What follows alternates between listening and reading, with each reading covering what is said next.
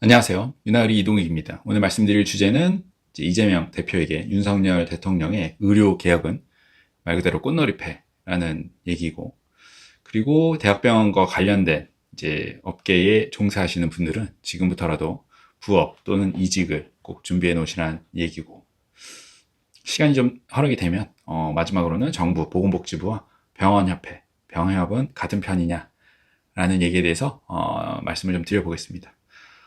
제가 봤을 때는 오늘 어쨌든 아직까지 정부의 스탠스를 봐서는 이제 정상적인 사고에서는 조금 이제 이야기가 쉽지 않기 때문에 그냥 저도 쉽게 예측을 좀 해보겠습니다. 예측이라기보다는 그냥 제가 보는 현실인 거죠.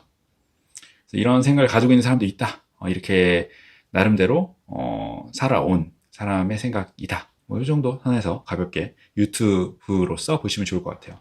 첫 번째, 이제 이재명 대표에게 윤석열 대통령의 의료개혁은 꽃놀이 패다. 이게 무슨 얘기냐면, 이제 어젠가 영수회담이 있었죠. 제가 미리 일요일에 말씀드렸던 대로 의제 없이 만나는 건 정말 말 그대로 이제 말 그대로 이제 쇼죠. 예. 뭐가 될 수가 없어요. 예. 그래서 어쨌든 저같이 어떻게 보면 이제 성과를 되게 좀 중요하다고 여기는 사람에게 성과 없는 회담은 말 그대로 시간 낭비입니다. 예, 진짜 뻘짓하는 거죠. 왜냐? 아무 성과가 없어. 그러면 그냥 집에서 쉬지. 왜 해? 제가 제일 별로 안 좋아하는 사람들 중에 하나가 열심히 했는데 성과가 기대만큼 나오지 않았어요. 뭐 이런 거. 그건 열심히 하지 않은 거라고 있겠죠. 예, 잘하지 못했거나 뻘짓하거나 열심히 하지 않았다. 어쨌든 뭐 영수회담이 그런 결과론적인 거는 그렇게 됐죠. 거기서 이제 좀 재밌는 얘기가 의료 개혁 빼고는 이제 아예 관점 자체가 달랐다. 의료 개혁은 나름대로 인식을 같이 했다. 뭐 이 정도 나오더라고요. 근데 이제 사실 이재명 대표가 윤석열 대통령에게 한 거는 뭐 협의체를 만들어서 적극적으로 어쨌든 전향적으로 해결하자 뭐 이런 얘기를 했던 것 같아요. 중요한 거는 이재명 대표 입장에서 생각을 해보면 의료 개혁에 대해서 전혀 아쉬울 게 없다. 지금 상황에서는. 왜? 이거는 이전 영상에서도 다 말씀드렸지만 이재명 대표에게 거의 구세주 역할을 할 수 있는 지금 상황이에요. 제가 봤을 때는. 무슨 구세주냐? 이재명 대표는 어쨌든 사법 리스크가 있죠. 대통령도 사법 리스크가 있죠. 근데 이제 제가 봤을 때 똥줄이 타는 건 이재명 대표예요. 왜? 야당이니까, 야당 대표니까 아무래도.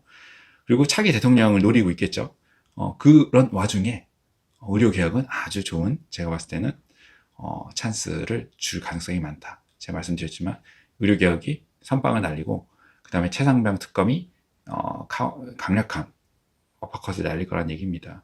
어쨌든 의료개혁이 왜 꽃놀이 피냐? 만약에 2,000명 증원, 아니면 뭐 1,500명 증원, 지금처럼 됐다.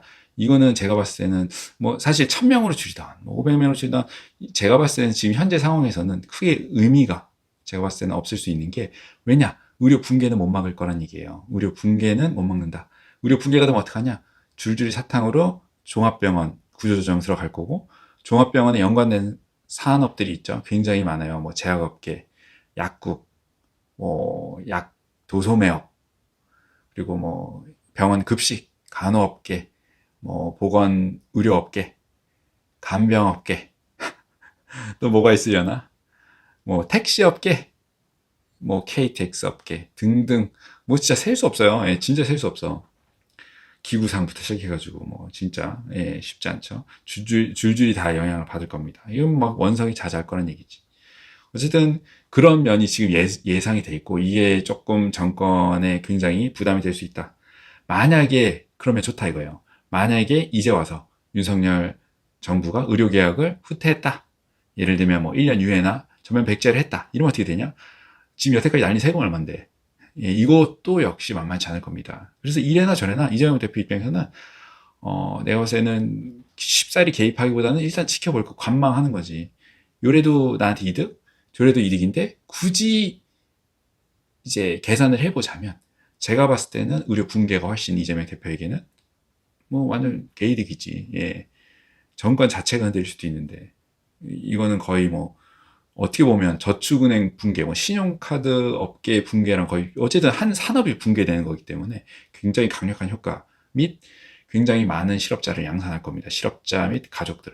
어떤 사람들은 제가 이런 얘기하면 막 뭐 협박하는 거 아니냐? 아니죠. 예, 제 일개 개인 유튜버가 정말 쩔이지. 어떻게 보면 쩔이 유튜버가 이렇게 떠든다 한데 그 일이 일어날 거냐 이거예요. 아니야. 그냥 저는 이미 의료 붕괴는 일어날 텐데 이게 얼마나 크게 일어날 거냐 이 정도 얘기를 하는 겁니다.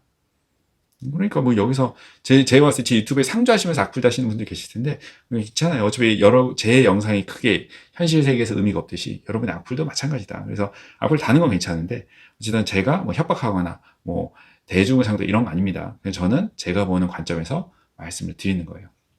어쨌든 결론적으로는 민주당이나 이재명 대표 입장에서는 윤석열 대표의 의료개혁은 아주 똥볼, 진짜 칭찬해 약간 이런 느낌이겠죠. 그거를 이제 의료개혁, 의대 증원은 동의한다 그랬잖아요. 근데 이런 방식과 이런 형태의 의료개혁은 아주 자체 걸로 아주 만족스러운 거죠. 어쨌든 이게 국민에게 어떤 영향을 미칠지 이거는 번외로 하고 경제적인 표 관리나 어떻게 보면 계산에 만 제가 말씀드린 게 정치 계산적으로만 봤을 때는 아주 지금 제가 봤을 때는 찬스 제대로 온 거죠. 어쨌든 그렇습니다. 그래서 민주당에게 크게 기대하지 마라. 뭐 정부는 말할 것도 없지만 이게 다 각자의 표 계산대로 움직일 거기 때문에 일단은 관망하는 자세를 유지하게 될 거다. 제가 봤을 때 진짜 좀 똥소리 타는 거는 어떻게 보면 국민의힘일 것 같은데 차기 대권 주자들 제가 봤을 때는 뭐가 좌편이 있는지 다들 조용하더라고요. 예, 총선을 그렇게 대패했는데 아주 만만디에요. 예.